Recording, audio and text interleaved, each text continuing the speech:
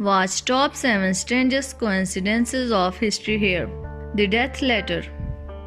A Russian woman got a letter from the authority incorrectly telling her that her husband was dead. She was so disturbed that she jumped out of her flat window. Her spouse, who was still alive, was wandering below.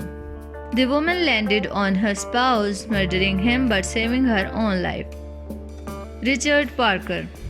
In 1837, Edgar Allan Poe wrote a novel named The Narrative of Arthur Gordon Pym of Nantucket. It explains the imaginary tale of 4 mariners who are adrift in a boat and starving to an end. They draw straws to agree on which of them should be murdered and eaten by the remaining 3. The one who brings the lowest straw is a cabin boy called Richard Parker. In 1884, a boat named the Benoit sank. 4 mariners survived to escape in a lifeboat, but they didn't have sufficient food to live. Finally, 3 of the mariners agreed to murder and eat the 4th, a 17-year-old cabin boy. They ate on his remains until they were saved 35 days later. An interesting point. The name of the cabin boy they killed was Richard Parker. Cassandra Glenn. Cassandra Glenn was an 18-year-old girl who resided in Cornwall, UK. She resided alone in her flat and had a past of sleepwalking.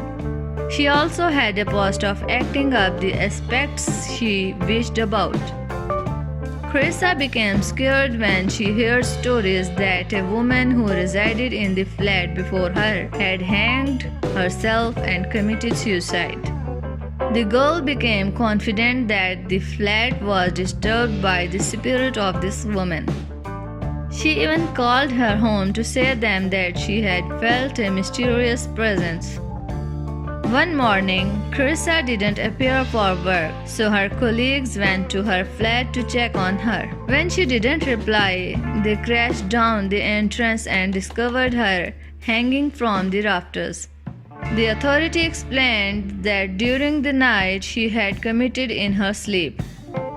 The twin tragedy. On July 30, 1974, Neville Lawrence Ebin was cheerfully running his moped down a round of the street in Hamilton, Bermuda, when he was struck up and murdered by a taxi. It would have been just an awful accident if it wasn't for what occurred a year later. On July 18, 1975, his 17-year-old brother, Erskine Lawrence Ebin, was riding down the same round of street on the same moped when he was also stuck up and murdered by a taxi. It was the same taxi driver in the same taxi and he was taking the same passenger. It was also a similar moped. The Orpington murders. On 27 May 1817, 20-year-old Mary Ashford was killed and her corpse was discovered laying in a sandpit in Ordington, England. Police caught a suspect named Mr. Thornton and accused him of killing, but after 2 trials, he was found not guilty due to the absence of proof and they had to discharge him. Exactly 157 years later, on 27 May 1975, 20-year-old Barbara Forrest was killed and her corpse was discovered laying in a canal in the same region of Erdington. Police caught a suspect who was also called Mr. Thornton and charged him with killing, but he was later acquitted and discharged. In the days before Mary Ashford was killed, she said to colleague that she had bad emotions about the week to come. 10 days before Barbara Forrest was killed, she said to friend, "This is going to be a horrible month. I just realized it. Don't ask me why." 2 men, 1 heart. There was a man called Terry Cottle who resided in the UK. He was a happily wedded man, but when he greeted a woman named Cheryl, he shortly fell in love with her. Terry separated his spouse and wedded Cheryl. Still, after a few years of wedding, their marriage began to go downhill very soon. The couple decided to separate, but on the day he was thought to move out, Terry killed himself in the head. Terry was an organ sporter and his heart was provided to a man called Sonny Graham. After the transplant operation, Sonny wrote a message to Cheryl, connected her to say thank her for the heart. He was happily wedded too, but when he joined Cheryl in person, he was immediately in love with her.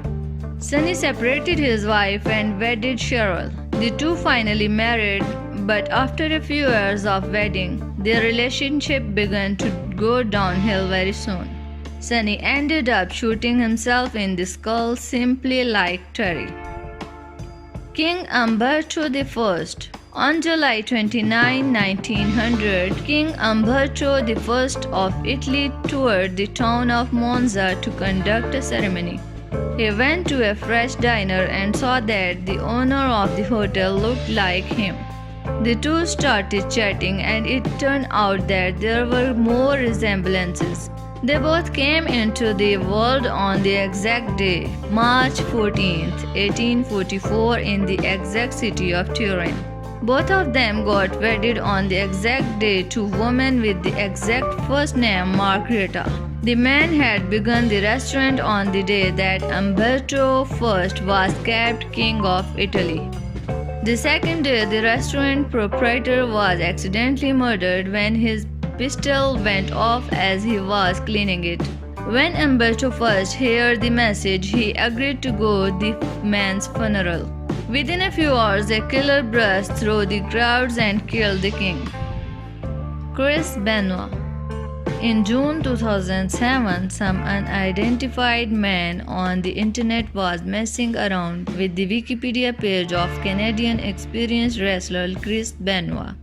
He altered it to read, Chris Benoit was replaced by Johnny Nitro for the ECW World Championship match at Vengeance, as Benoit was not there due to privacy problems stemming from the death of his spouse Nancy. In a dramatic coincidence, 14 hours later, the police discovered the dead bodies of Chris Benoit, his spouse, and his 7-year-old son in their house. It proved that, in a fit of insanity, Chris Benoit had killed his spouse and son and then committed suicide. The police confiscated the computer of the unidentified someone who mailed on Wikipedia, but it turned out that he knew nothing about the killings. He was just messing around with the page and appeared to be right.